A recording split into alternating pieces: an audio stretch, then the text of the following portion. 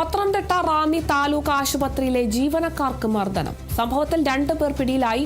ദീപു, ജുബിൻ എന്നിവരാണ് പിടിയിലായത്. ക്യൂ നിൽക്കാൻ ആവശ്യപ്പെട്ടതിലെ തർക്കമാണ് ആക്രമണത്തിന് കാരണം.